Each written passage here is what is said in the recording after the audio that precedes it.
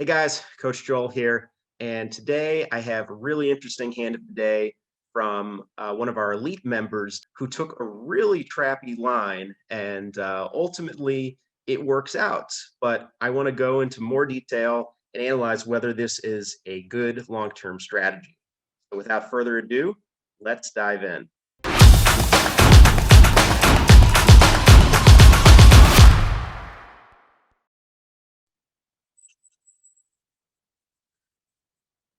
So we are dealt pocket aces on the button. This is one of the best situations in all of poker. We've got the nuts. We've got it in a position where we're potentially not going to be believed because we might be making more light three bets from this spot, and we're going to have position post flop. So not many better feelings than this. And it comes around, and ultimately the hijack opens for 15, the cutoff calls, and we decide to call, which is a really interesting idea. It's going to disguise our hand a lot. It could lead to us winning a very big pot, but in this spot, I actually like re-raising much more. We're going to be three betting the button often in this spot with a lot of weaker hands, obviously, than aces. And to balance out our range, we're going to actually need some strong hands to be able to win the maximum.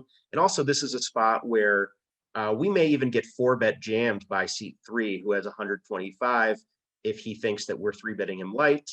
And we just want to be able to win the most money possible and potentially avoid playing a multi-way pot. So aces is a hand that's going to be going to play best heads up, because by the end of the hand, the most likely hand that you're going to have is one pair.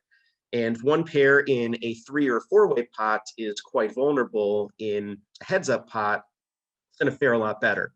So I'd be making it 60 here. 60 would do a few things. It would create a great SPR for us in the event that villain one calls as well. So say seat three called and villain one called, we'd have 180 in the pot, and villain one would have 370. It'd be basically an SPR of two, which makes it very easy to commit post flop with our overpair. Anytime the SPR stack to pot ratio, in other words, is three or below, it just makes a very easy hand to get it in with top pair or with an overpair. The problem is once the SPR gets higher, it's just more risk to reward for getting all the money in by the end with just one pair. The other thing we do when we flat for 15 is we also potentially invite in the blinds, who will make this an even larger multi-way pot and make our hand that much more vulnerable. So as played, we call, and the small blind calls, and now we're in a four-way pot with the nuts pre-flop, but a lot of things can happen here. And what ultimately does happen is we flop gin. We flop top set, and the small blind checks, the pre-flop raiser checks, and the villain one now decides to bet 60, and we call the 60. So a lot of things that I'd like to discuss here. So villain one is betting into three players. He does not have position, and he was not the pre-flop raiser. And most of the time in this spot, it'll be very hard for a player to just be pure bluffing. He probably has a strong hand, or at least a strong draw, if he's going to be betting into three people as the pre-flop caller. And so what types of hands might that be? Well, he's got a ton of ace X here.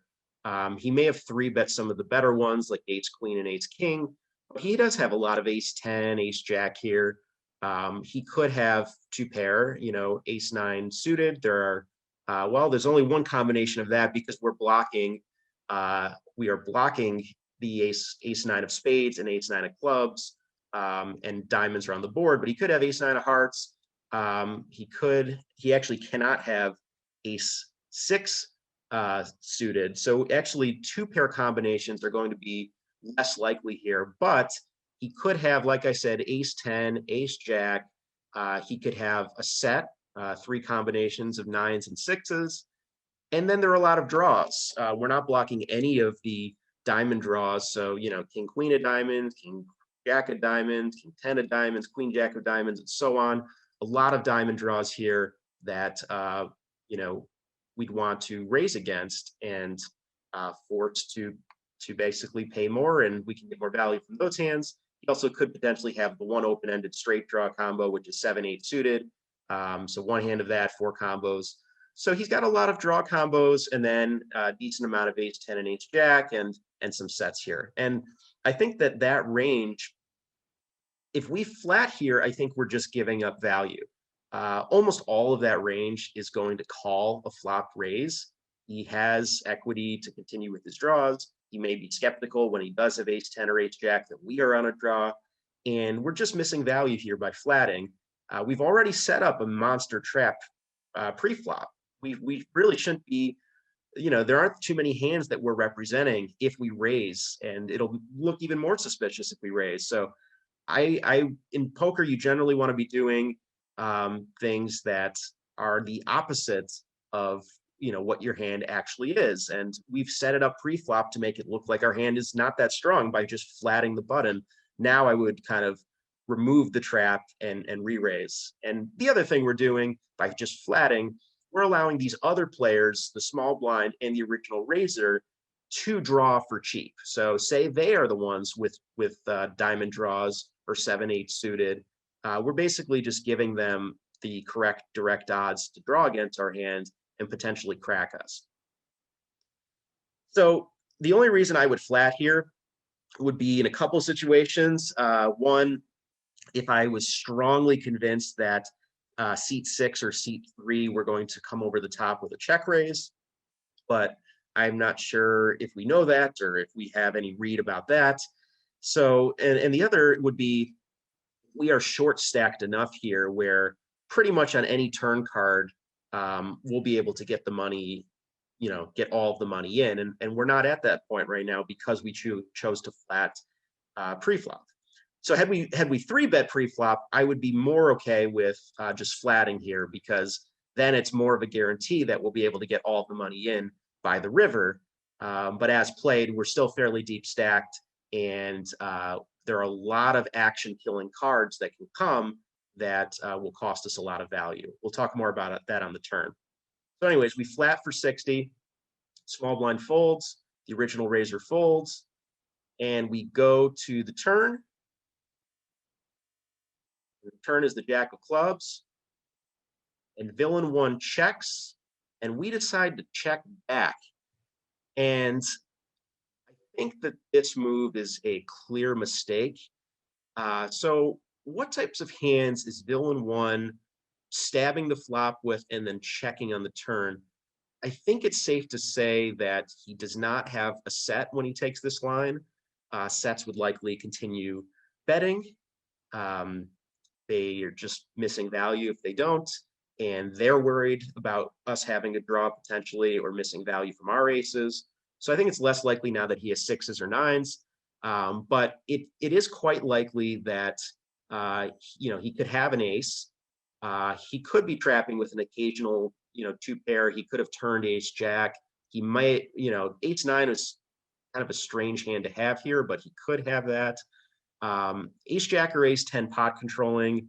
Well, ace jack would be a trap. Ace 10 would be a pot control. So I think ace 10 is a decent possibility.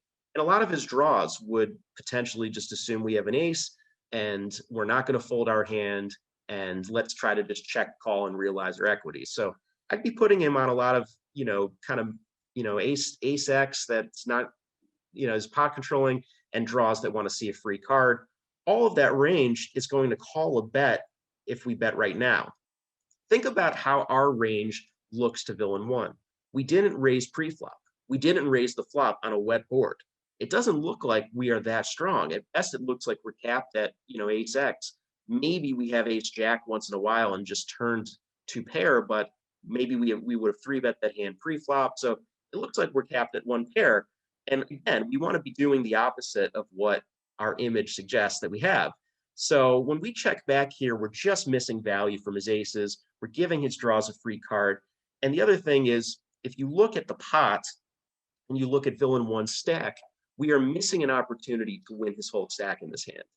So if we were to bet, say, 100 or 120, we'd be setting up a great situation where on the river, we'd have only about 250 to bet into about a $400 pot. It's a really easy river all-in bet where we can win the maximum from villain one. But taking this line and checking back, we'd have to make a 2x over bet on the river to be able to win his whole stack. So a lot of players are less likely to call a bet of that size, and it's just going to be harder to win the maximum here. The other thing is, even if we put villain one on a hand like ace 10, which is not, obviously our hand is totally, invulnerable against that hand. Villain one would be drawing dead. And I understand there's a time in poker to kind of deleverage the situation for your opponent. If you're only going to get one more street out of him. And so checking the turn may sometimes make sense in those spots. This is just not one of them. The problem here is, even though our hand is not vulnerable against that particular hand, the board can bring a lot of scare cards, a lot of action killing cards that can just ruin the amount that we're capable of winning here. So really any diamonds is going to prevent us from winning the maximum on the river, especially after we check the turn. So this is a mistake that I see players make often. They assume that they have a hand that is basically not vulnerable, and so they don't feel the need to bet. And then the board produces a scary card, and a hand that would have called a big bet on an earlier street now folds to the next bet, and they don't make as much money as they could have. So in this spot, this is not a dry board. This is a wet board, and our hand is quite vulnerable in the event that villain one has flush draw, or even has 7-8 suited. He could hit a 5 or a 10. We want to be charging him and getting value from those draws. As played, we check back and we continue this trap that we're on. And the river is the 3 of spades. And now villain one bets 100, and it's on us. So after he bets 100, he only has 275 left in his stack. And at this point, the types of hands that villain one could have are a very oddly played, ace 9 or ace jack that he decided for some reason to trap on the turn with. Those are less likely. I think that he could be going with, ace 10 here and making a bet that makes it look as though he missed a diamond draw. Although if he's a good player, he should also be checking ace 10, because ace 10 would be a very thin bet here. He'd be basically trying to get value from us in the event that we had a very weak ace, like ace 4 suited or ace 5 suited. So I think even ace 10 doesn't necessarily make this bet here. So really what he's representing is a very trappy, oddly played 2-pair or sets that, we just rarely see players take this line with, or he has a bluff. He has a missed draw like 7-8 suited, like we've mentioned, or he has missed diamonds. And in that event, we're always going to be raising here because we have the nuts, and we just need to think about what size we should go. So I think we should always be jamming here. The reason is, if he has a draw, he's going to fold no matter what raise size we make. So making a min raise doesn't make a lot of sense. If he has his draws, he's going to fold all of those. If he has a made hand that he's taken a trappy line with, he's going to call the jam. Basically, we are what's called polarized here. We either have a very strong hand when we jam over the top, or we're bluffing ourselves. It's rarely going to be, like jamming with like ace 5. It wouldn't make a lot of sense because the hands that we get called by all beat us. So as played, we do make a min raise, and then the villain raises to 375, and he makes another small raise against us. And at this point, it appears that he did take a trappy line. Very few players have a river re-raise in their arsenal for a small amount with a hand like 7-8 suited or a flush draw. So at this point, we should just be assuming that he has, ace nine, ace jack, potentially sixes or nines, and just jam all in, which uh, we do. We call, and we see that the villain one had ace nine, and we could have we wound up stacking him and winning a monster pot. But it's worth noting that so many things could have gone wrong here. We could have, there could have been a diamond on the turn, and all of a sudden his ace nine goes into check call mode and doesn't even bet the river. There a lot of action killing cards could have come on the turn, and then the same thing could have happened on the river. So say the river had been, instead of the three of spades, it had been the three of diamonds, and he checks to us. Now all of a sudden, with the line that we took, we might be worried he has a flush, and we may have to check our hand back and miss all of that $375 of value that we ultimately got. So a few things about villain one's play. First off, this is a hand that should not be flatting a raise in the cutoff, so we can make some notes about villain one that this is probably not a great player, probably a recreational player that he clearly likes to trap quite a bit. He bet the flop, and then he was willing to check the turn on a wet board to try to induce a bet from us so that he could check raise. So he's likely a trappy player that doesn't have great pre-flop fundamentals if he's flatting this hand. And then, so against this type of player, we're just not going to want to be missing value too often. In general, players like this may have also some calling leaks, and if that's the case, we're going to want to win the maximum against them. So I hope you liked it. That is the video, and always interested in your feedback. Post your questions. We'll get back to you. But again, we've got aces on the button. We want to be playing this hand fast, and we want to make the maximum against players that in this player pool, usually don't like to fold very often. Hope you enjoyed it. Talk to you soon.